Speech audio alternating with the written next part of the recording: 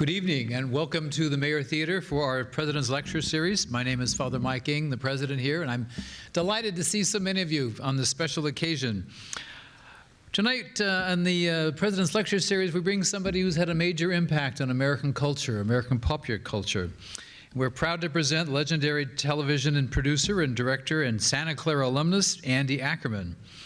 Andy's joined in the audience by his wife, Betsy, and daughter, Kellen. Where are you? You're a Santa Clara alumni. Where are you? You're here in the audience, so thank you. Okay. Right there, okay. And also down here in the dark is Father John Prevet, who was a longtime faculty member who's taught the first TV classes, tourist TV classes.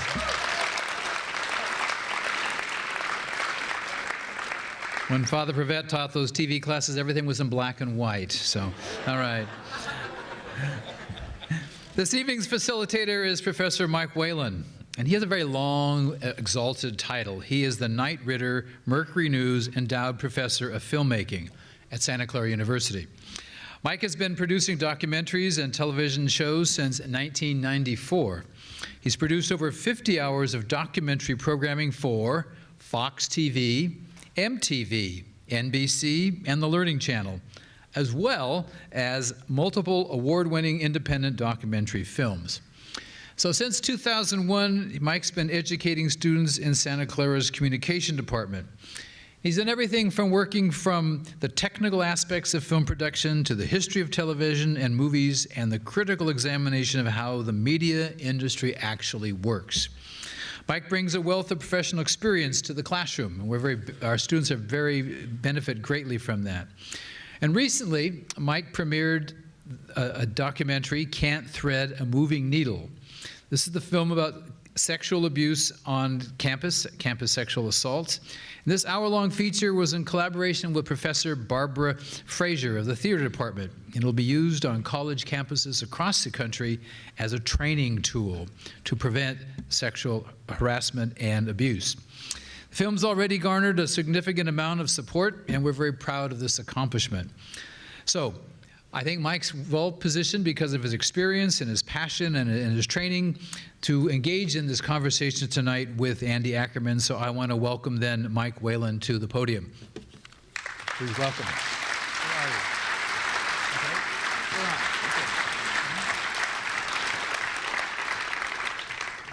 Good evening. Welcome to Santa Clara. We are thrilled to have one of our most notable SCU alumni here with us tonight, award-winning television director and producer Andy Ackerman.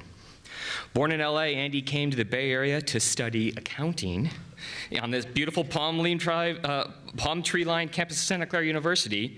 And in 1978, he moved back to LA with a degree in general humanities. That's the story we'll get to. To get his start in television, in the editing room as an assistant on the television show Welcome Back, Kotter. Following that, he moved on into an editing position on the iconic show WKRP in Cincinnati, which won him a Primetime Emmy for outstanding videotape editing for a series at the age of 24. That's still the youngest person to ever achieve that honor. This launch could only be described as an amazing editing career on 11 other hit programs, beginning with the classic television show Newhart, and culminating on the show Where Everybody Knows Your Name, Cheers. During this time, he earned 6 Primetime Emmy nominations and 2 wins for excellence in editing. And he then turned his award-winning editing work into an opportunity to produce and direct television. And his directorial debut was on the set of Cheers, where he directed 18 episodes between 1988 and 1991 and produced 52 shows for the series. He would then go on to direct such notable shows as Wings, Frasier, Everybody Loves Raymond, Curb Your Enthusiasm, The New Adventures of Old Christine, Whitney, and most recently, Mulaney. But he perhaps is best known for serving as a producer of 44 episodes and the director of 92 episodes of TV's most beloved sitcoms, the show about nothing, Seinfeld. While on Seinfeld, Ackerman directed some of the show's most famous episodes, including The Big Salad, The Soup Nazi, The Sponge, The Rye, The Summer of George, and the finale. His contribution to Seinfeld cements him as one of the most important television directors today. For all his work on these shows, Andy was nominated for 4 directing Emmys and 4 Directors Guild of America awards, 2 of which he won. He has been instrumental in bringing to life some of television's most enduring characters, from the dedicated teacher, Mr. Cotter, to the neurotic innkeeper of Bob Newhart, to the lovable bartender, Sam Malone, and to the very insecure Dr. Fraser Crane. However, his expertise in helping to create a world where George, Elaine, Jerry, and Kramer insult seemingly everybody, while revealing probably just a little bit too much about ourselves, will forever stamp his legacy as one of television's best. Please, a warm welcome. It's my pleasure to welcome Andy Ackerman to the stage.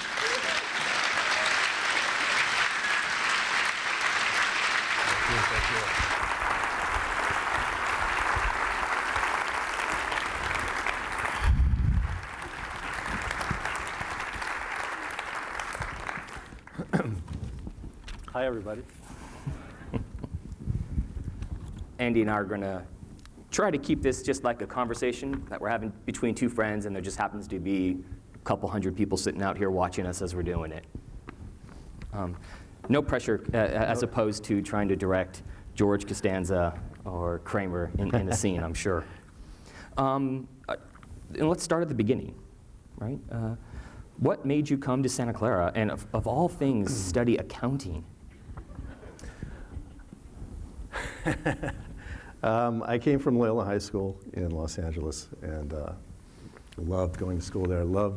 I discovered the Jesuits and the Jesuit tradition and wanted to continue that in college. But I wanted to get away from home, and I didn't want to get too far from home. And I had 2 uncles who went to Santa Clara, and so I heard about Santa Clara all my life. Excuse me, I have a little cold, so forgive me if I break into some coughing. So I came to Santa Clara was the perfect choice. And in terms of what to take, I remember talking with my parents, and I happened to be good at math in high school. And my mom suggested, well, you're good with numbers. Give accounting a try. So I enrolled in the business school at Santa Clara and to become an accountant, major in accounting. It didn't work out well. It turned out to be a huge mistake. I think our former president helped you realize that. The fantastic, wonderful Father Paul Locatelli straightened me up real quick. And that led me to Father John Prevett. Where's John? That's it. Hey. and it wasn't black and white in those days, by the way. So yeah, I wanted to continue a Jesuit education, and Santa Clara was perfect, and that's why I came. So you moved from accounting into the general humanities. That was a long journey. Once accounting went away, then I had no idea what I wanted to do, and I remember just walking around campus figuring out what's my major going to be. I've got 2.5 years left here. I got to come up with something quick. And I was walking through Kenna Hall, and there was something going on, first floor, there was something going on at the end of the halls. There was some like construction going on, and what looked like a big closet. And I walked inside, and Father John Prevett was in there with a couple other guys, and they were building a television studio. And so I poked around and asked if there was, I was looking for a job as well. And I got hired. And he was getting ready to, once the studio was built, he was getting ready to offer the first 2 TV instruction classes. It was like TV Producing 101 and TV Directing 101. And so that was the beginning of the communication department. This was like in 75, I think, 1975. I just fell in love on the spot. And there was no communication major. There was nothing, I mean, John was also in charge of the audiovisual department, and I helped him out in that area there. There was no like audiovisual major. So I decided to get more involved in the liberal arts. I started taking philosophy and some literature and writing classes. I took a couple of classes here. This was brand new. I took like a lighting design course and an acting course. Now when it came time to label the major, nothing that I was doing existed. They couldn't figure out what to do with me. And my counselor at the time, I forget his name, I think it was Father Brown, said, you know, he was making fun of me. He said, what, are you trying to be like a Renaissance man or something like that? I said, no, I just want to graduate with some sort of TV thing, which they didn't have at that time. So in his office, he cooked up the name General Humanities. And I said, sounds good, I'll take it. So I am a recipient of the General Humanities degree at Santa Clara.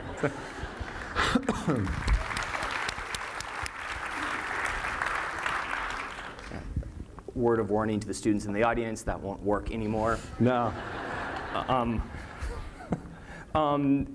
You graduate and you head down to LA to start a career in television. Now either John Brevet is the master of all masters to teach you in 2 classes to understand what you're doing. How in the world did you get from that to, oh, I'm going to go be an editor on a primetime television show in Hollywood? I decided to, you know, it's when that graduation day comes and that scary thought of what do I do now when you go out in the world, I just made the conscious decision to try and do something that's fun and will make me happy. To me, fun equals happy. And so I decided to give TV a shot because I love doing it here. And I didn't have any connections or anything like that, even though I came from Los Angeles. I did, however, get a hold through some community service that I did here off campus at a counseling center. By way of a thank you, the person running the center had a great friend who worked at NBC at the time. And he scratched out his name and phone number on a piece of paper, ripped it off, and gave it to me. So I had this incredible piece of paper that I went down to LA with and called him up.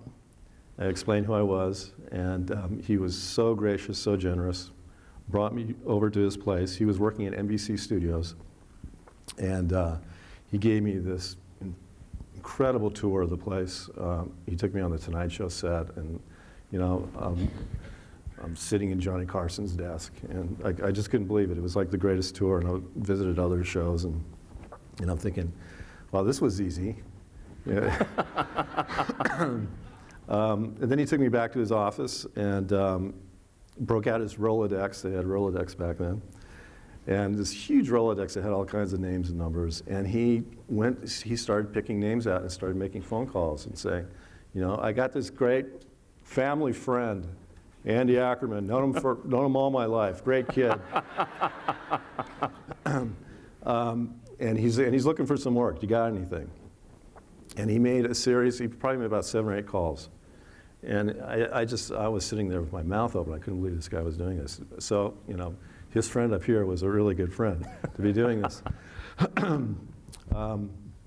Nothing panned out that day, but what it did do was created this domino effect. I had all these meetings set up, and one meeting led to another, to another, to another. After about 4 months of meeting a lot of wonderful people that took their time to meet with me, and it was great, I still didn't have any work.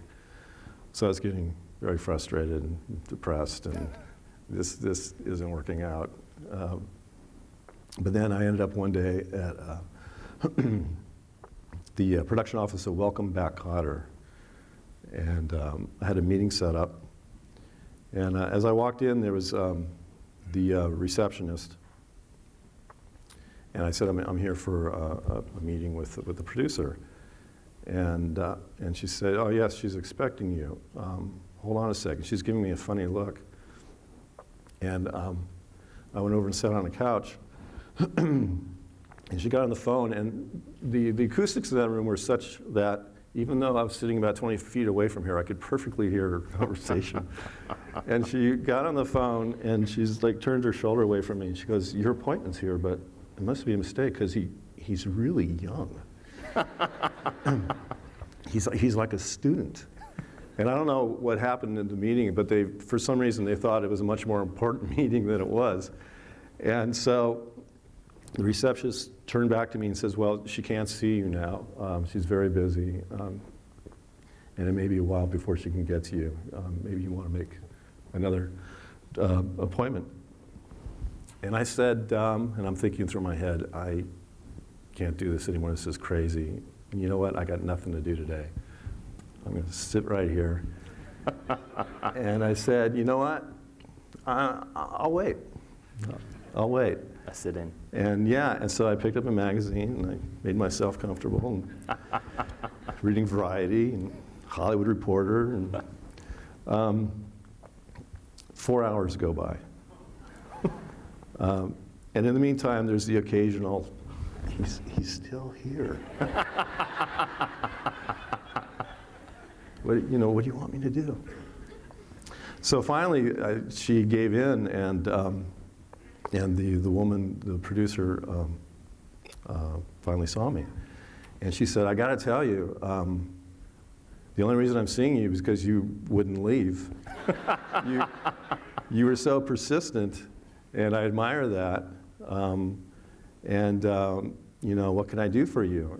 I said, "Well, so-and-so gave me your name, said you would see me." She goes, "Oh, yes, I remember now." And there was a position that was available. It was like a production associate position, which is like a beginner gopher kind of position that I was really hoping to get.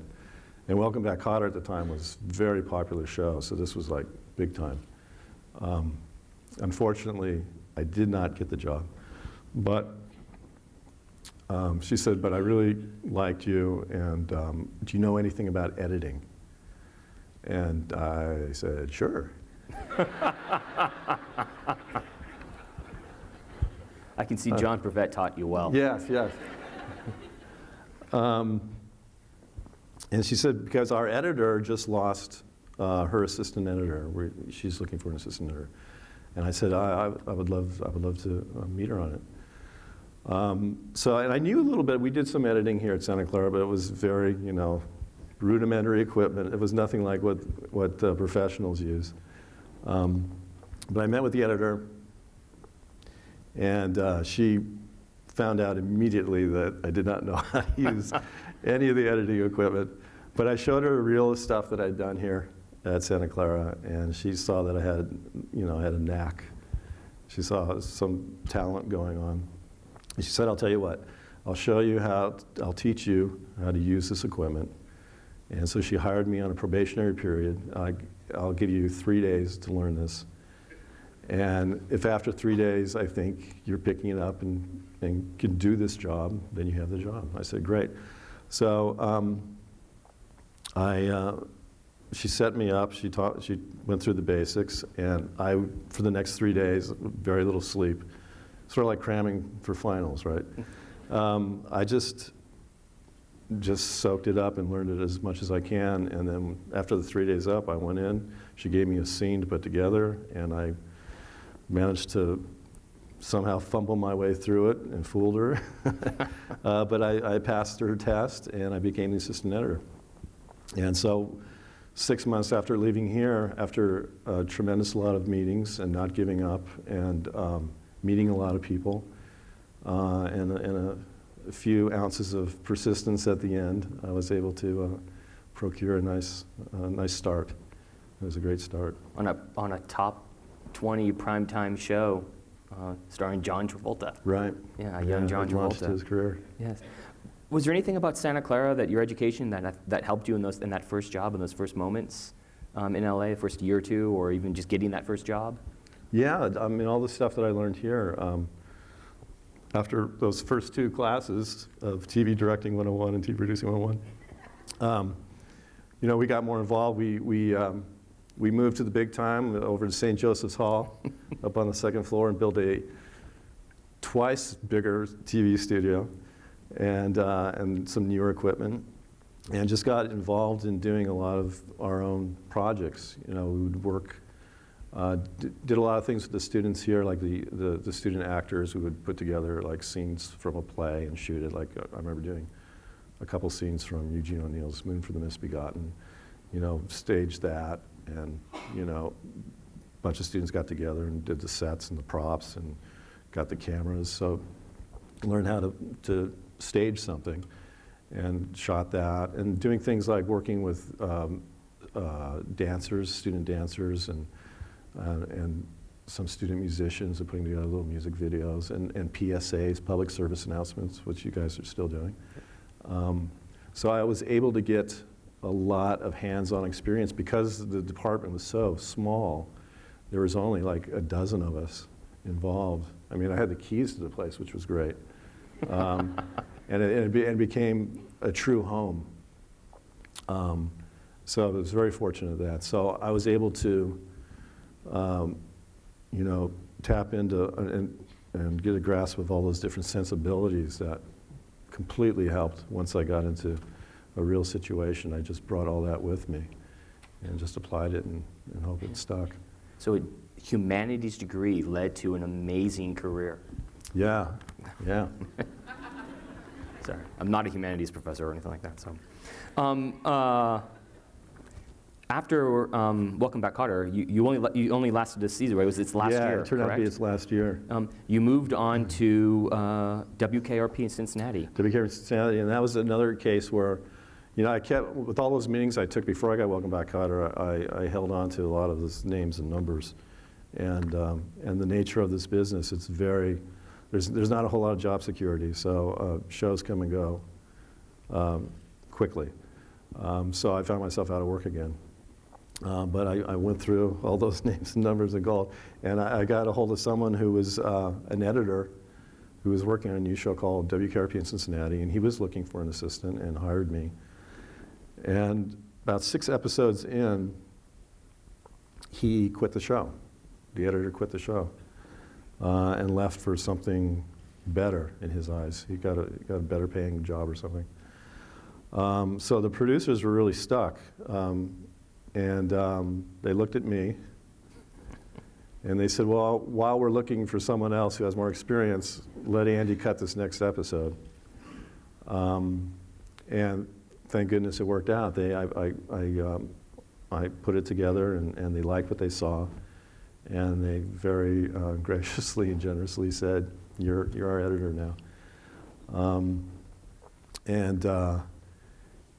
And the crazy thing about that is later that season, they approached me and asked me, what episode do you want to put up for an Emmy? I said, what are you talking about? They said, we're all putting up episodes. The director's putting up an episode for the Emmy. We're putting up our show for an Emmy. The actors are putting so you as the editor should select an episode to make it eligible for an Emmy. And I said, I'm not going to do that. I just started doing this. That's crazy. And they said, no, you should do it. I said, okay. So I picked an episode and did the paperwork, sent it off to the Academy of Television Arts and Sciences. And 3 months later, I get a phone call, and I was nominated. I got nominated for an Emmy. And I couldn't believe it. None of my friends could believe it. Yeah. I mean, I remember one of my teachers, said, but it's not the real Emmys. Right? It's like maybe daytime Emmys. I said, no, it's primetime Emmys. We went to the Emmys, and I was with my wife Betsy, who we were engaged at the time, and my parents went. And it was really exciting. And when it came time for my category, Jerry Stiller and Ann Mara were the presenters. And they were, they were someone I used to watch on the Ed Sullivan Show. I couldn't believe it. And they were presenting the comedy category. And I was thinking, God, it would be cool if I won so I can go up there and meet them. And sure enough, they opened up the envelope and they called my name. And I was shocked. And going up, and my mom was crying. And I went up and I met Jerry and Mara, and I have no idea what I said. Did you thank your parents at least? I did. Okay. I remember that. Okay. I did remember that. I remember thinking, the episode was an homage to the Christmas Carol that we did on WKR, so I remember thanking Charles Dickens. But it was an amazing night. It was great, and I'll have this great memory of my mom as we were walking down the press line afterwards. She took my Emmy and proudly.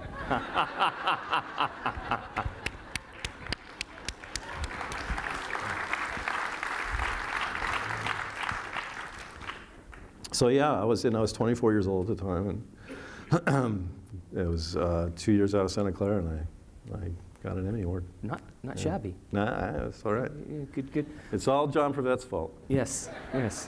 In the end, we always blame John. Yes. Yes. Well, what was it like editing back in the day? The process was significantly different Yes. than it is now. How did you go about editing, and how much input as, you're a 24-year-old, now you're an Emmy-winning 24-year-old, so you Yes. think maybe they'd listen to you more. I got a raise. It was nice. Yeah, it was great.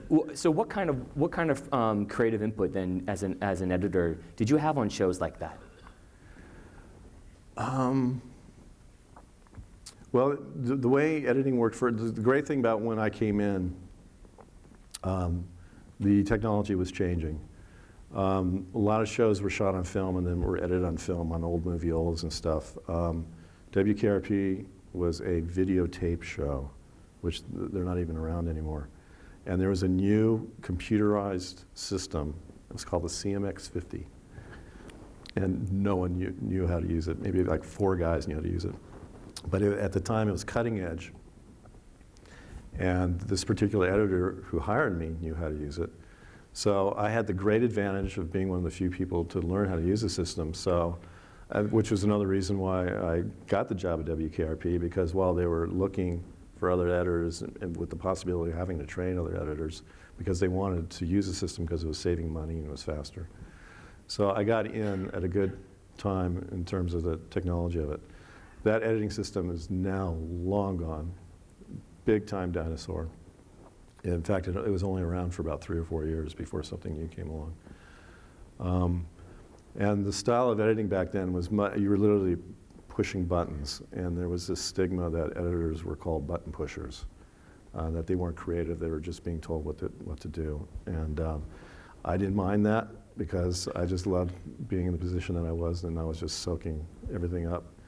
And what I wanted to do is become so adept and fast at that. I began to get a reputation to turn editing cuts around really quickly. I became very fast. And I did that. Usually it gave you 2 days to do a rough cut. I wanted to do it in 1 day, because I wanted to be able to go over on stage and watch the director and the actors and the whole process. I wanted to be a fly on the wall. How was that helping your editing as being on set? It helped in the sense because I knew I could get into the director's head as he was laying out his camera shots, as he was working on performances with the actors.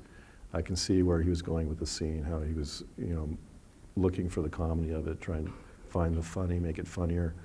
So when I would get all the material in the editing room, I had like a roadmap.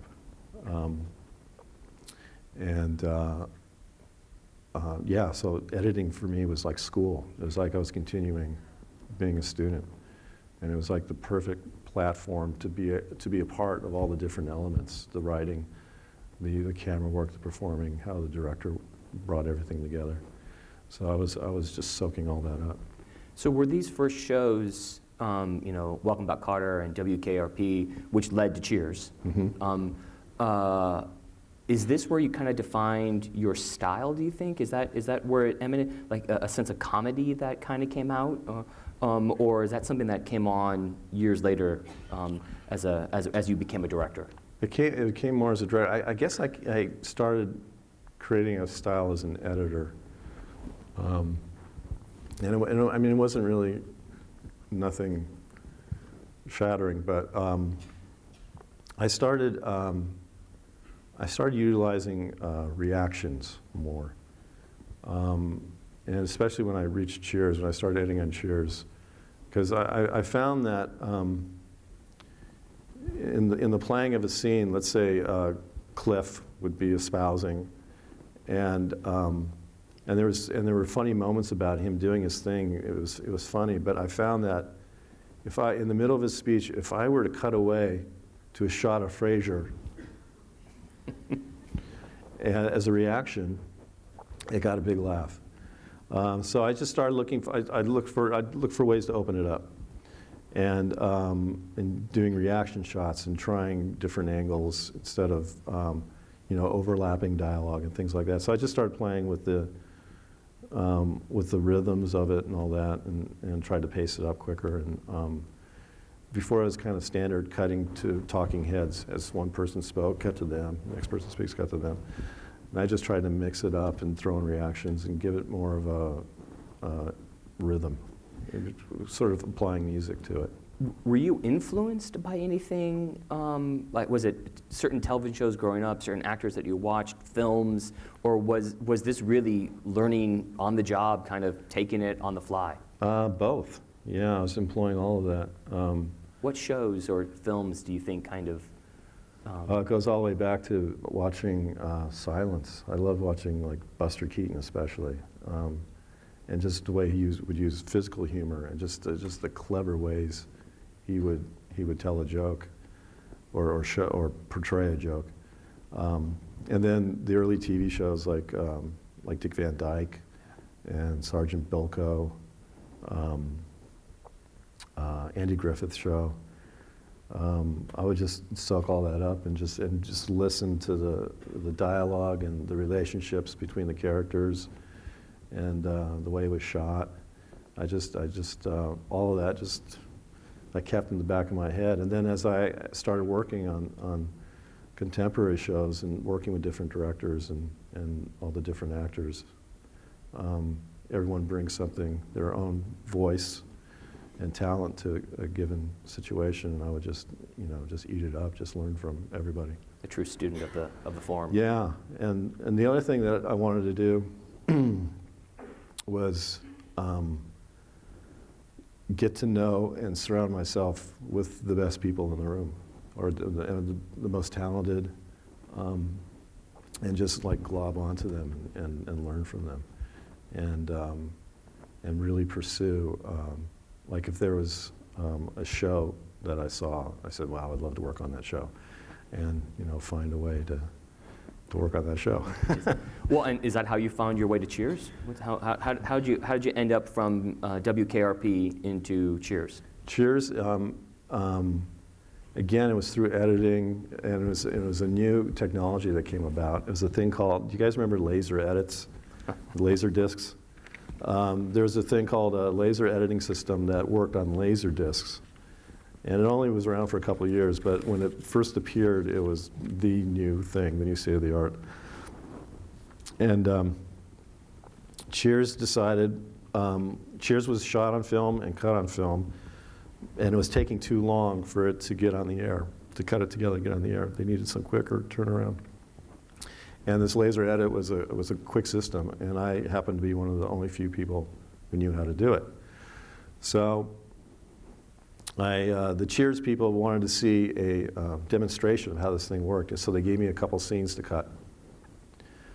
And so I cut them together, and they gave me all the footage, and I cut it together, and then I came over to their offices and showed them how the system worked and how quickly I put it together.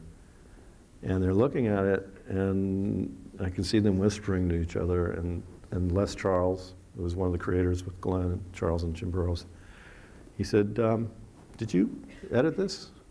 And I said, yeah. And they say, it's pretty good. I said, oh, thank you. He goes, it's much better than what our editor did. And I said, oh, well, thank you. And he said, what are you doing now? And I said, I'm just, working on this system when I'm in between jobs. And he said, they offered me an episode. And so and again, by way of this new technology, not only did they hire this new technology, but they hired me. And I became, they held on to their film editor, thank goodness, for the rest of the season. But then after that season, I became their full-time editor. And then you were able to work with and observe James Burrows direct, Yes. who, for those in the audience, is arguably one of television's historic He is. directors, He is. who is responsible for a slew of shows, including Friends. Yeah, he started in the MTM days, Mary Tyler Moore days, did a lot of those shows, and then Grant Tinker. ran Taxi, and co-created and directed 90% of the Cheers, and then launched Friends and Will and Grace, Night Court. I mean, the list goes on and on and on. I mean, he's amazing. He's about, the Directors Guild Awards were just held this last weekend, and he was just given the inaugural Lifetime Achievement Award for television, which was great. What was it like working under James Burrows? It was unbelievable. It's like what I alluded to a moment ago, seeking out the best. He was the best. He was the best, is the best comedy director on the planet. And he's directing Cheers, and suddenly I'm his editor. And again, I edited as fast as I possibly could so I could get on stage and watch him work his magic. And I learned so much from him. And he really helped me become the director that I became. I mean, and he and the Charles Brothers gave me my first directing opportunity on Cheers. It was my first episode was a Cheers episode. And how different was the filming of Cheers for camera film as opposed to live editing like on WKRP, line cuts and what? How did that change your process of learning to edit and then eventually coming in to direct? It's more intimate in the terms from the director's point of view. When you're doing a videotape show, line cut show, like a WKRP, it's more of like a situation like a sports or Saturday Night Live or a news, where the director is actually not on the set. He's in a video truck outside the stage, and he's watching monitors, and he's got an associate director with him, and he's in there switching, go to camera 1, go to camera 2, and that's the way. And there's that line cut is what that's called, and that would be recorded. And that would be the foundation for what the editor would then work with in terms of cleaning it up and maybe changing camera angles or performance takes and things like that. In film, it's film cameras, and there's no truck, there's none of that. The director is on stage next to the camera with just outside the perimeter, watching the actors, being with the actors. And so it's a much more rich experience, intimate experience. And that's what Jimmy was so wonderful at. He was, and the thing about Jimmy that I learned too, he grew up in the radio days. He learned his comedy before there was television, when there was radio. So he had the greatest gift of an ear, of listening. So while the scene was going on, instead of like watching or looking through the lens, he would walk behind the cameras with his eyes to the ground, listening. And he could tell if something was wrong. So all those other senses weren't getting in the way, the visual and whatever. He would listen. And he could tell if an inflection was wrong, or something, or the rhythm was wrong, which would affect the funny.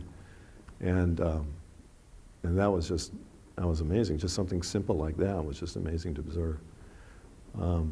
It's amazing because you see so many still photographs of film directors behind all this technology with headphones on, staring at a screen. Right. And here you are, a guy who's saying, no, I'm just going to listen to this moment. Yeah. So that was wonderful, experiencing that. So you spent a number of years editing Cheers, and you somehow parlayed that into a directing gig. So how did you finagle yourself to the set as a directing gig? I got a pretty good little reputation as an editor, and I started getting some offers from other shows, and the carrot they would dangle was, we'll let you direct if you come edit our show. And so I went to the guys at Cheers, and I told them my situation, and they said, you're not going anywhere, we'll let you direct one. And I said, oh my God, I'm going to be directing an episode of Cheers. And so I got my break. It was, they gave me an episode, and it was a really funny episode. And then the following year, excuse me, the following year I was hoping I would get another episode. And they decided not to, no more directing other than Jimmy. Because they had, that same year that they gave me an episode, they gave a couple other people an episode and didn't work out so well. So the actors said, you know what, we just want Jimmy to direct, because they had just a great thing going. They'd already done like 80 episodes together.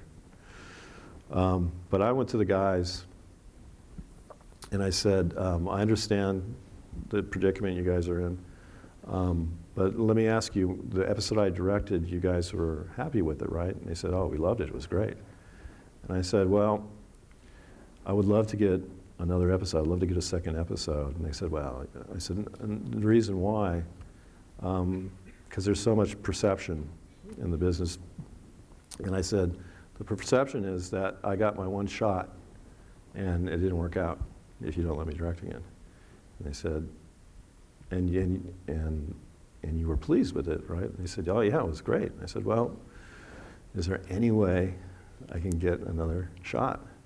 And they talked about it, and they said, you're absolutely right, we understand what you're saying, and we'll work something out. So in the middle of the second season, I was in the editing room, and Glenn and Les Charles both called me, and they said, Andy, Jimmy's going to be sick next week. Would you at the very last minute step in for him?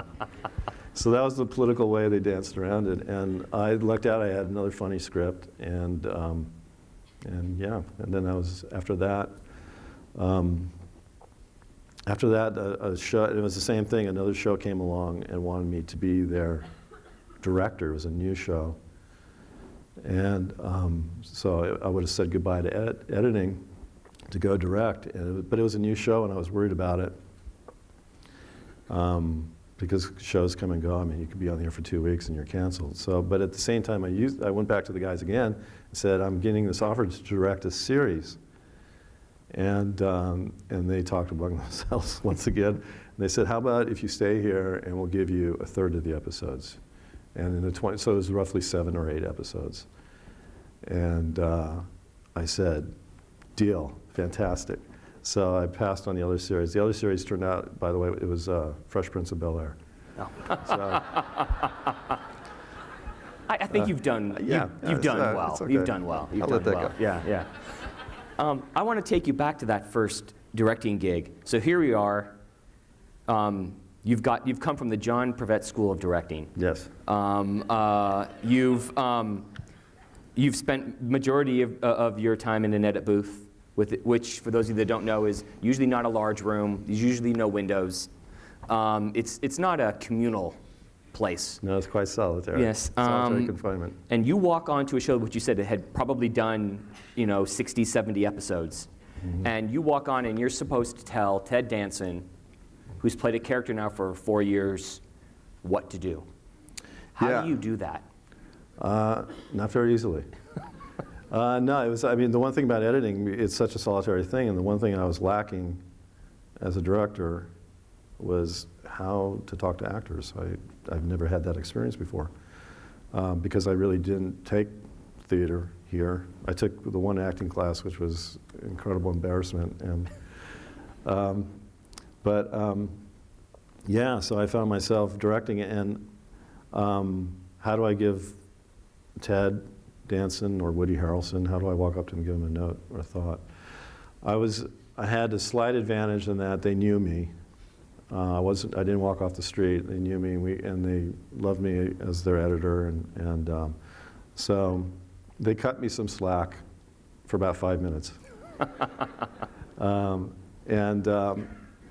So I would give them a note, what I would think was a good note, and they would just kind of laugh at me, pat me on the back. But then I would give them a note. They go, "That's good. That's good. I'm going to use that. Thank you." And so I just slowly but surely, just kept hacking away and getting them to eventually be comfortable with me and to trust me as their director. And it turned out to be great. I mean, they kept asking me to do more, so it was wonderful. But yeah, it was so daunting, coming from a situation where you're the only guy in the room to walking on a stage with 80 crew people and a group of star actors, and okay, kid, what do you got? Now, after Cheers, that led to a number of shows, like Frasier, and in particular, you spent a lot of time on Wings. Mm-hmm. When you moved on to those shows, were you moving on as a director, or were you moving on as an editor who's also directing, or do you think you had made that shift to be known as, I'm now Andy Ackerman, director? I made the shift when I went to Wings. And the guys who created and started Wings were former writers on Cheers. And because of our relationship, and they were starting out this new series, they wanted to take me with them, which was fantastic. And so they believed in me. They didn't want me as their editor, they wanted me as their director. I was stunned, and I was scared to death.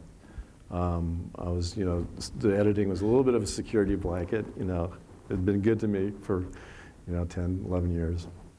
But they believed in me, and so they gave me that incredible, generous shot, and it worked out. I ended up directing about 55 episodes of Wings. Now, when you moved over to Wings, and now that you're a director, you're not somebody who's coming out of the edit room. You're a director. Can you take us through the kind of the weekly process of a director on a television show like that? What's the routine? How do you get from we have this script to we're filming and here's our final product? It's a 5-day process. Let's say it's Monday through Friday, which isn't always the case. But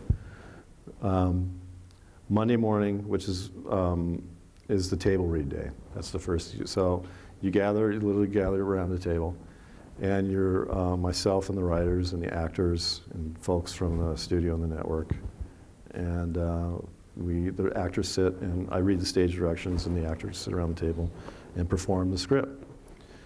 And after the table read, the actors go off to like wardrobe fittings. Sometimes we'll do some light rehearsing, but then we get notes. We talk amongst ourselves. I give some thoughts to the writers, and then the network give us their notes.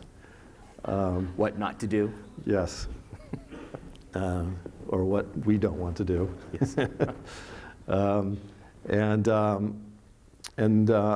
And then the writers go back and do a rewrite based on how the table read went.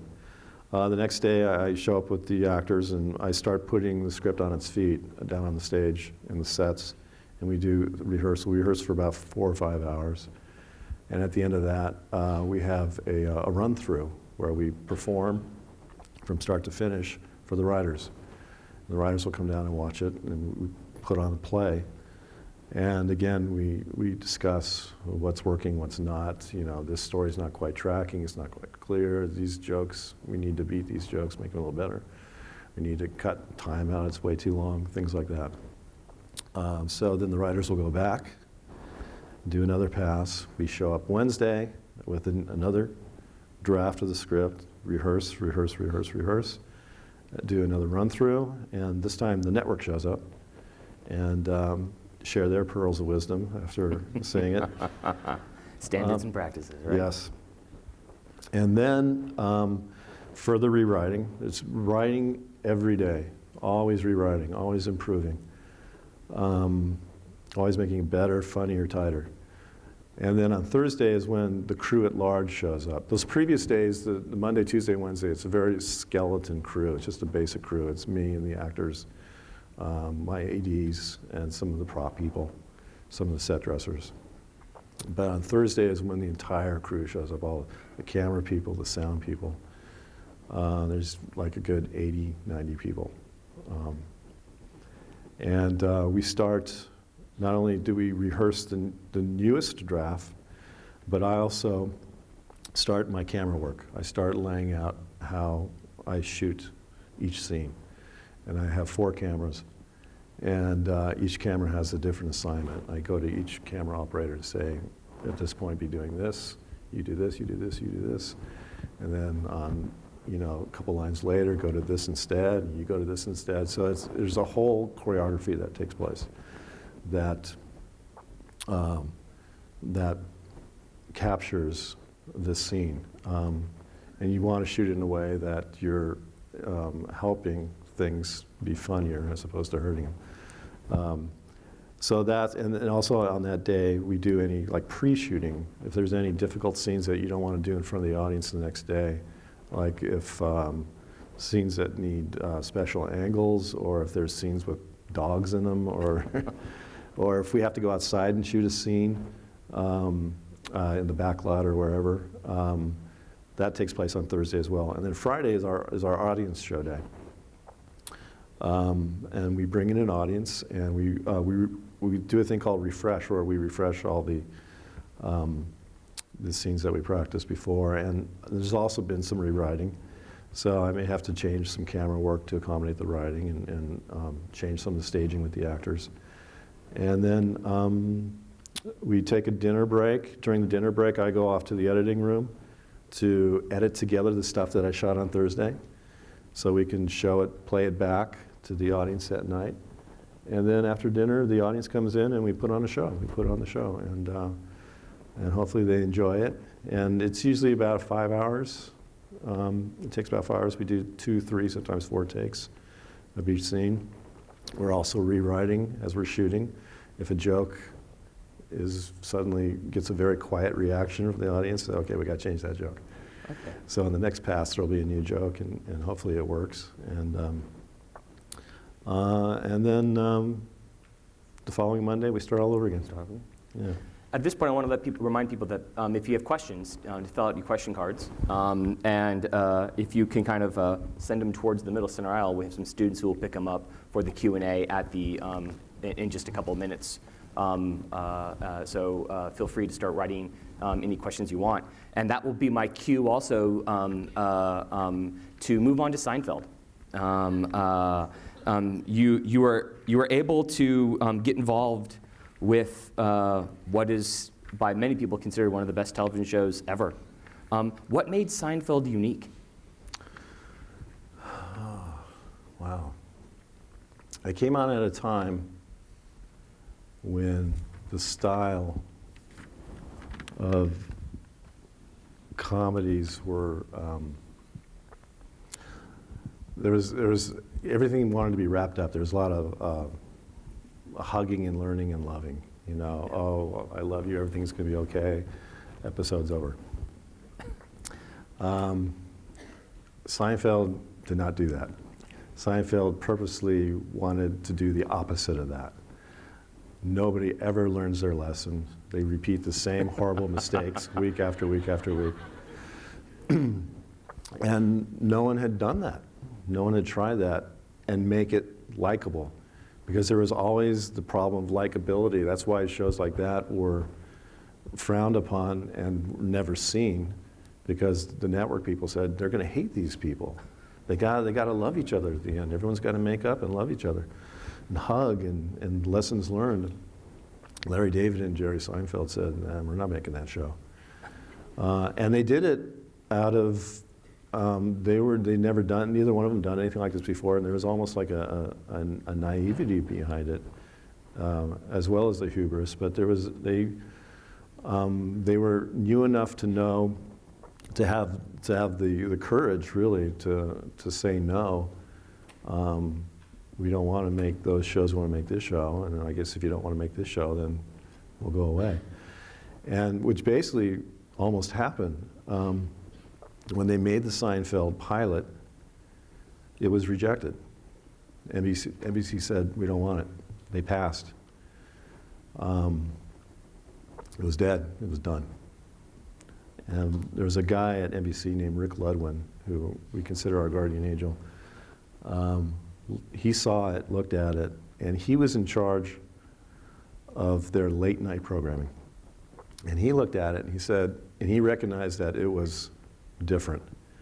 And maybe something like this, because it's such a different take on a sitcom, maybe this would work at 1 in the morning. So his idea, and he talked to his superiors, his bosses, said, can I make 5 more of these and put it on at 1 in the morning after all the late night shows, after, the Tonight Show and the Late Night Show and all that. So they said, okay, you can have it if you want. And so Larry and Jerry got the call to, you're going to make some more. They were stunned. They had to make sure they could get the actors back, which they did. But there was one thing that the network very wisely asked for that wasn't in the pilot, and that was a female. In the pilot, there was no Elaine. There was no Julia Louis-Dreyfus. So when they made the subsequent 5 episodes, she was the breath of fresh air that came in and really completed the chemistry. What was that chemistry like with those 4 actors? And I mean, as a director, how do you wrangle that talent, not to mention Larry David on the creator off to the side, Right. Who is a unique individual, to say the least. How do you, I mean, it seems like you were the guy in charge of making sure that the circus stayed within the circle. Yeah, there was some of that. How did you do that? Well, I came to the process later. I was like episode 68 when I came in. So it was, when I came aboard, it already became a phenom. It was a hit, and it was cooking. So for me, I had to find a way, being the new guy in town, I had to find a way to fit in and become part of that family. And it was just, again, it's a trust thing, it's a comfort thing. Larry, I should probably tell the story about how I even got hired. When I was working on Wings, we would start every day. Before we would start rehearsal on Wings, I would sit around with the actors, and we would just sit around, a little depressed, because we had just watched Seinfeld, this new show, and we were just crazy about it. They said, this show is fit. We wanted to do material like they were doing. And I was thinking, boy, I would love to work on that show someday. And an opportunity arose that I was approached to do a pilot, which is a tryout episode for a show that Lori David was producing. Lori David at the time was Larry David's wife. So I'm thinking, maybe I'll see if I can get hired to direct this project, this pilot, and maybe I can meet Larry David. He'll be helping out somehow. And sure enough, we did the pilot. Larry came on board and helped with the writing it, and got to know Larry. We hit it off, and I remember just after we wrapped that night, walking out to the parking lot together, and he said how much he enjoyed working with me, and I said, I love what you do, and I love working with you, and if you ever need any help on your other show, please keep me in mind. And then out of the blue, like 2 weeks later, I got a phone call at home, and it's Larry, and he said, I was thinking about what you said. And I said, what did I say? He says, about coming to do the show. I said, oh. He says, yeah, I want you to meet Jerry. And so he set up a lunch with myself and Jerry Seinfeld, and it was like a scene right out of the show. We met at a diner Dupar's coffee shop, and it looks just like the diner in the show. And it was me and Larry and Jerry sitting in a booth, and met with Jerry, and we just hit it off. We just really hit it off, and we were comfortable with each other, and then. Well, and this first question I think has something to do with that meeting. You got the Seinfeld gig at a breakfast meeting at a diner. Yeah. So what did you and Jerry order? I'm assuming somebody who knows you wrote this. This was I think it was part of the kismet and how I got the job. It came time to order. It was a very gruff waitress, just like the ones in the show. What do you guys want? And Jerry turned to me. I was sitting next to Jerry. Jerry turned to me and goes, Andy, you go first. And I said, I'll have a bowl of oatmeal, please. And Jerry looked at me and goes, that's what I was going to order. And I said, that's not going to change it. He goes, no, I'm having oatmeal too. So the two of us are sitting here eating oatmeal together. And it was like a bonding thing. And a scene directly out of Seinfeld. Exactly. I'm going to move on to this just because this question is, there are a lot of urban legends surrounding the Seinfeld finale. Can you give us the real story? I'm not sure what the urban legends are. Our question, throw out what you think you've heard. No? Who's asking? Whoever wrote the question? Any? All I remember is that the finale was a huge, huge production. Larry David, who had left the show 2 seasons earlier because he burned out. He didn't want to do it anymore. And he also wrote a movie. He wanted to go and direct a movie. Larry was funny because every year at the end of the season, beginning with the pilot, he would quit. Say, I can't do this anymore. I can't do it. I'm done. I can't take this anymore. And he would always be talked into coming back. So after the 7th season, he did the same thing. It was like the boy who cried wolf. Did the same thing, same speech. This is it for me. I'm not coming back. But this time he really didn't come back. But we talked him into coming back for the finale. He wrote the finale. And he wrote this finale that I thought was brilliant. He found this way to bring back all the great characters from the course of the show and figure out a way to put them in one setting. And it was this thing where our main characters, our main foursome, get in trouble in the law. There's scofflaws, and now they're in court, and all these character witnesses are showing up to condemn them. And I thought, when Larry pitched it to me, I thought, man, this is fantastic, this is brilliant. But the problem is there was so much hype and expectations with that finale. And it was just a hard thing to pull off. It was just a hard thing to please everybody. And I think the one flaw of the script, as much as I loved it, was our 4 main characters were put in a position where they were just reacting.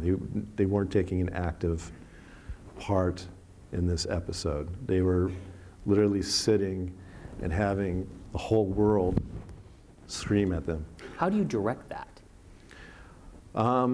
It was a really difficult episode. We normally have 5 days. This was an episode that the network said, whatever time, take it.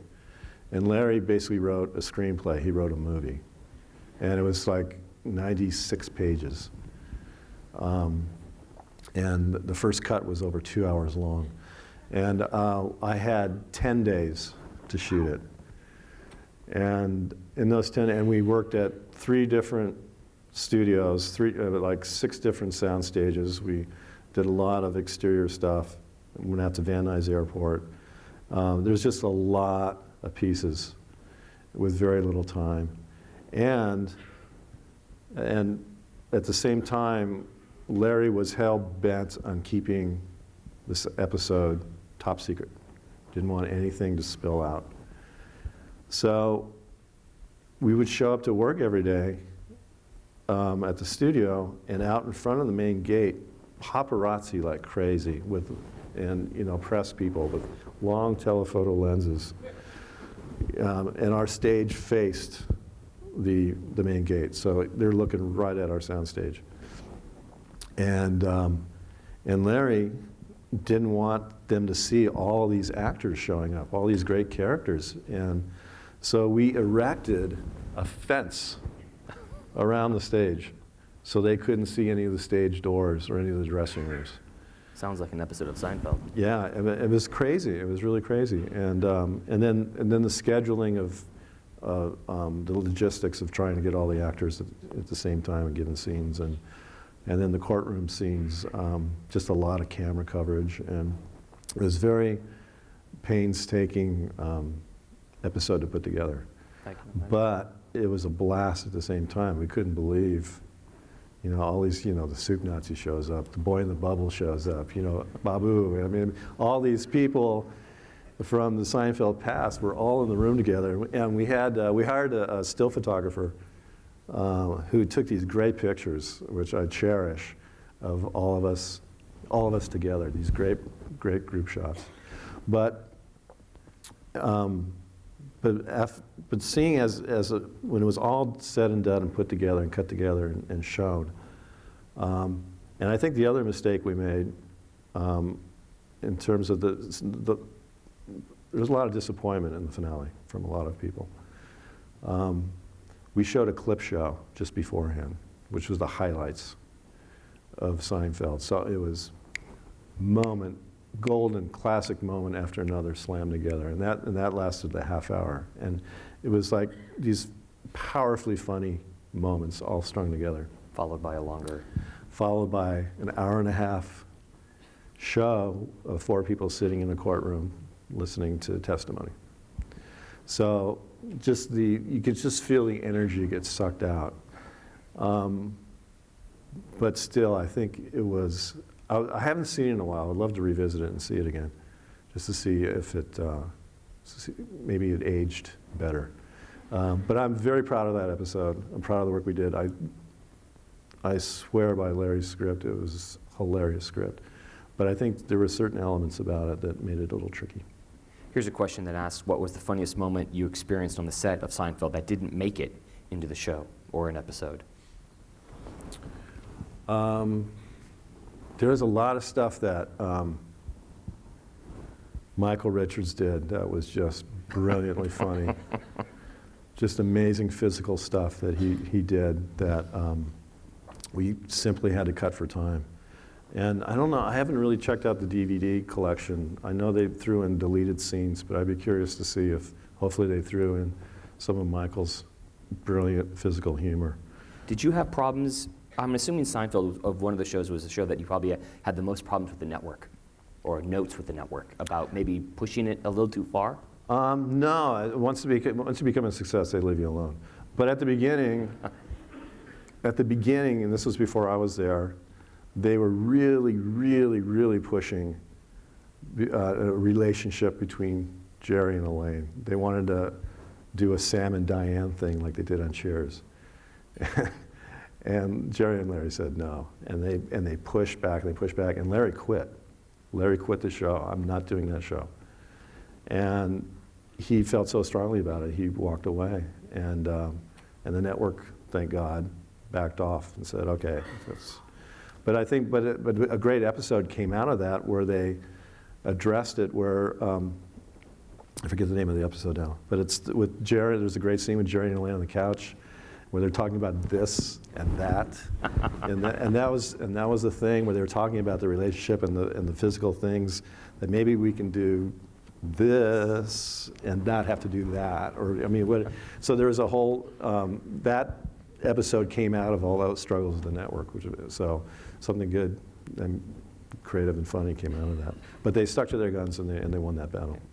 I'm going to switch gears only because I know we have a number of students in the audience, and This question is kind of aimed from them. It's like, what advice would you give to seniors studying film who are looking to get a career in Hollywood if you don't have any connections? Are you willing to start giving out your phone number and say, hey, give me a call? Yeah, just start showing your face around town. Just knock on doors, meet with people, create your own opportunities, create your own luck. There's a lot of luck that you need to get to make it, unfortunately. But you have the ability to create your own luck. And I made the decision to hang out in that office that day, and it worked out. And I made a decision to take on a pilot with the hope of meeting this a man I truly admired. And so, take those chances, and just believe in yourself. When I meet with someone and when we're looking for people to hire in our crew and our production, things like that, you want to connect with the person. So it's really important to be yourself, and you want to. The great thing about this business, because it is a business, is creating and forming relationships with people that you love to work with. So, we're always on the lookout for new talent, of course, but we're always on the lookout for people that you want to work with and spend your days with and learn from and share pretty stressful times with. And so I would encourage you to, be your best version of yourself when you meet with people, and try to connect with the person you're talking to.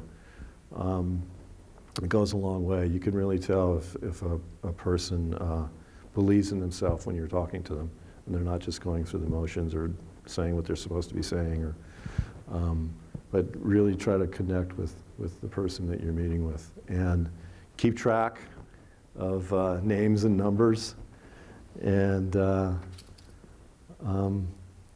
anything you can to create opportunities for yourself.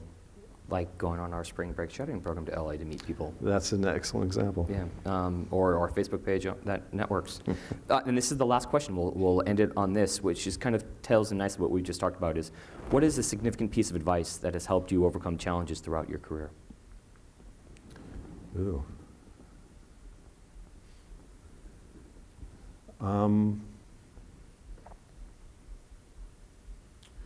I read something once. There's the great actor Spencer Tracy had a quote, and he said, "Have fun, work hard, and never take yourself too seriously." And that just really stuck in me, because that just says so many things. It tells me to keep learning. You don't stop learning. If you think you know everything, you're in big trouble. I'm still learning. I still feel like I don't know what I'm doing. Every day I go to work, it's a new day for me, and there's problems I got to figure out, and I feel like I'm rediscovering things all over again. And you want to keep your ego out of it, because that only muddies your brain. And have fun. The bottom line is to have fun, because it'll bring out the best in you. It brings out an optimistic viewpoint, and you just love what you're doing. Great, thank you. On that note, I would like to actually bring out President Ng to present a gift to Mr. Ackerman. Ladies and gentlemen, Andy Ackerman, congratulations.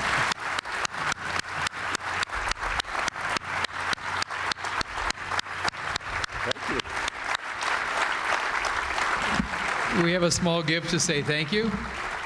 It's a book, and there's a homework assignment. Oh, good. But we're very happy to have you here back on campus, and we're delighted with the presentation tonight. So thank you for the encouraging word for all of our rising film and TV people who are in the audience, among our students. And all that encouragement goes a long way. Thank you very, very much. Thanks, everybody.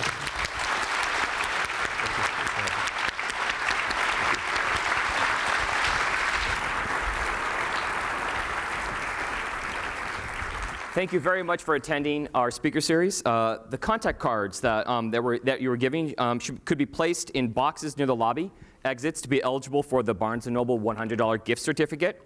And on May 5th is our next speaker in the President's Speaker Series, and it'll feature former Secretary of State Madeleine Albright. I hope to see you there. Thank you very much for coming. Enjoy your evening.